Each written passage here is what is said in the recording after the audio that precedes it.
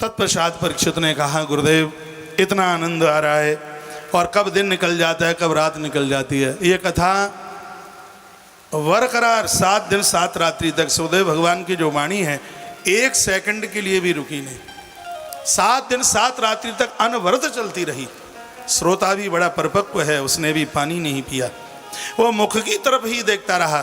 कहने लगा, गुरुदेव आनंद आ रहा है, और कथा सुनाइए, और कथा सुनाइए। उसके तत्पश्चात परीक्षित राजा ने कहा, यथा भगवता ब्रह्मन मथिता क्षीर सागर। हे गुरुदेव, हमने ऐसा सुना है कि भगवान के माध्यम से सागर का मंथन हुआ, और यथई बाबा यतशांद्री दधारुदाश आत्मना यथा अमृतम सुरई प्राप्तम किंचाद्या यायावत्तम। असुर और सुर दोनों ने अमृत के लिए मंथन किया, लेकिन अमृत तो देवताओं को ही मिला, दैत्यों को नहीं मिला। सागर मंथन की कथा विस्तार पूर्वक आपके श्रीमुख से सुनना चाहता हूँ। आप सुना देते तो आपकी बहुत बड़ी कृपा होती। सुखदेव स्वामी कहते हैं कि सुनिए, यदा दुर्वास सापान इंद्रालोकाश्रयो नृपा। सबसे पहले तो मैं आपको ये कह दूं कि समुद्र मंथन की कथा मनोमंथन की कथा है, हृदय मंथन की कथा है। परमात्मा को कैसे प्रकट किया जावे, समझ लो कि विज्ञान का सूत्र है बिल्कुल। सागर मंथन की कथा एक थ्योरी है, एक सिद्धांत है, और किसी भी चीज़ को प्राप्त करने के एक विधा, एक फॉर्मूला होता है, एक सूत्र होता है। बिना सूत्र के तो फिटकरी भी नहीं बनती, बिना सूत्र के तो चीनी भी नहीं बनती। फ्रिज बनाया जाता है तो उसमें विज्ञान के सूत्रों के द्वारा उसको निर्मित किया जाता है, इसलिए पानी भर दिया जाता है, वो बर्फ बन करके तैयार हो जाती है। कुछ भी बिना सूत्र के बनता नहीं है। आप दही भी बनाते हैं तो उसमें भी विधा है, उसमें सूत्र है। सबको दही नहीं बनाना आता। कुछ माताएं ऐसी होशियार हैं, इतना गाढ़ा दही बना देती हैं।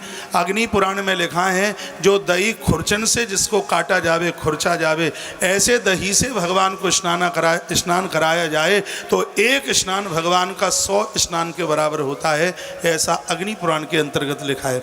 कुछ माताएं हाथ की इतनी होशियार होती हैं, ऐसा दही जमाती है कि खुरचनी से इसको काटा जाए। कुछ ऐसी फुहरिया भी होती हैं जिसमें गुठली अलग होती है और पानी अलग होता है। हाँ, वो दोनों ही तरह की होती हैं। तो जैसे दही जमाने की, दही बनाने की विधा है, सागर मंथन परमात्मा को प्रकट करने की एक विधा है, एक फॉर्मूला है, एक सिद्धांत है, एक थ्योरी है, एक सूत्र है। अरे और तो बात छोड़िए, हलवा बिना सूत्र के नहीं बनता। हलवा बनाने में कढ़ाई चढ़ानी पड़ती है, फिर उसको गर्म करना पड़ता है, फिर उसमें घी डालना पड़ता है। घी जब कुड़ कुड़ कुड़ कुड़ कुड़ कुड़ कुड़ कुड़ करता है तब उसमें रवा सूजी डालनी पड़ती है, फिर करछली घुमानी पड़ती है यूँ। जब वो लाल लाल खूब हो जाता है, भुंज जाता है, तब उसमें पानी छोड़ा जाता है। पानी उसकी रग रग में मिल जाता है, तब उसमें चीनी छोड़ी जाती है। उसके बाद भी करछली चलानी पड़ती है और तब हलवा बन के तैयार होता है। किसी मुझ जैसे व्यक्ति ने देखा कि अम्मा ने हलवा बनाया, 4 चीज़ें डाली, तो उसने भी पतीला लिया और पतीले में पानी और घी और शक्कर और सूजी सगरी एक ही सांग मिला करके और उसने पतीले में मिलाई और चूल्हे पर चढ़ा दी। हलवा तो नहीं बना, लपसी जरूर बन गई। जैसे हलवा बनाने का सूत्र परमात्मा को प्रकट करने के लिए सागर मंथन की कथा एक सूत्र है। अब मैं समुद्र मंथन की तरफ चल रहा हूँ। एक बार जयकारा लगाइए, गुट्ट चाचा जयकारा लगाओ। बोलो बांके बिहारी लाल की जय हो, श्री हनुमान जी महाराज की जय हो। यदा दुर्वास साहपाद इंद्रालोकाश्रयोन्नपा। बात उस समय की थी, एक बार दुर्वासा जी सामने से आ रहे थे, सप्तर्षियों ने उनके कंठ में माला डाल दी। बहुत मल्लू कथा है। दुर्वासा जी माला पहन करके आगे गए। माला पहनकर अहंकार न हो, ये भगवान की बहुत बड़ी कृपा है, तब ही माला कंठ में आवे। बड़े बड़भागी भाग्यशाली लोग हैं जिनके सिर के ऊपर स्वाफा बांधा जा रहा है। उनमें से एक भाग्यशाली मैं भी हूँ, क्योंकि मेरे भी सिर पर बहुत स्वाफा रोज बंध रहे हैं। स्वाफा कितने रुपए का है ये महत्व तो नहीं रखता, ये महत्व है कि तुम इतने भले लोग हो, तुम समाज में इतने सम्मानीय लोग हो। स्वाफा एक राजा का प्रतीक है। जो आदर एक राजा का होता है, समाज में उन्हीं लोगों को स्वाफा बांधा जाता है जिन लोगों के पास सद्गुण है, जिन लोगों के पास विनम्रता है, जिन लोगों के पास भलाई की उतंगता है, ऊंचाई है, उनको आदर मिलता है समाज में, उनको सम्मान मिलता है। श्री दुर्वासा जी के कंठ में माला आई, उनकी आंख में आंसू आ गए। सप्तर्षियों का आदर किया, मान किया और वो माला पहन करके दुर्वासा जी चल पड़े। यहाँ पर लिखा है कि सामने से क्या हुआ, एक हाथी पर बैठा हुआ, ऐरावत पर बैठा हुआ, सामने से महेंद्रम वरुणोदय, इंद्र सामने से आता हुआ दिखाई दिया। और देखिए, एक है इंद्र और एक है महेंद्र। बहुत ध्यान से सुनना इस बात को। इंद्र तो तब है जब वो अपनी गद्दी पर बैठा है, और महेंद्र ये तब है जब वो ऐरावत पर बैठा है। तो इस समय ये ऐरावत हाथी पर बैठा था, इसलिए सुखदेव भगवान ने उसको महेंद्र कह करके उच्चारण किया कि महेंद्र सामने से चल करके आ रहा था। दुर्वासा जी को लगा कि देवताओं का राजा है, क्यों नहीं यह माला इसके कंठ में मैं पहना दूं। तो उन्होंने वह माला उसके कंठ में डाल दी। तो वो तो इतना अहंकारी है, वो तो भैया इतना बड़ा अभिमानी था, इतना बड़ा अहंकारी, इतना बड़ा वह अभिमानी कि उसने माला उतार करके फेंकी, ऐरावत की खोपड़िया पर गिरी, उसने सूंड से नीचे डालकर कुचल करके ख़त्म कर दिया। और उसी समय श्री दुर्वासा जी ने देख लिया। दुर्वासा ने कहा, इंद्र तुम इतने बड़े अभिमानी हो, द्रव्यम वयम कर्मणान संयोग, अरे तुमको द्रव्य संपदा का इतना बड़ा अहंकार अभिमान आया, तुमने मेरी सम्मान की दी हुई माला को और हाथी के ऊपर डालकर तलवे से कुचलवा दिया। मेरा श्राप है, तुम श्रीहीन हो जाओ, तुम इस गद्दी पर बैठने के लायक नहीं हो। ये अत्रिपुत्र दुर्वासा तुम्हें श्राप देता है कि तुम दर दर के हो जाओगे। दुर्वासा जी ने उन्हें अपशब्द कर दिया। ये पूरी कथा यहाँ पर लिखी हुई है। भूचाल मच गया सृष्टि में, ऐसा हो गया। शुक्राचार्य जी ने दैत्यों को कह दिया, मौका बहुत बढ़िया, चढ़ाई चढ़ा दो। देवताओं को चारों तरफ से घेर लिया गया। स्तुतियाँ बहुत बड़ी गंभीर हो गईं। अब तो देवताओं के पास भगवान की स्तुति के अलावा और कुछ भी नहीं था। ब्रह्मा जी के पास गए, ब्रह्मा जी स्तुति करने लगे। श्री शुकवाच सुखदेव जी कहते हैं, एवं स्तुता सुरगणई भगवान हरीश्वर तेसामाभिर्विभानन राजन सहस्र कोदयत।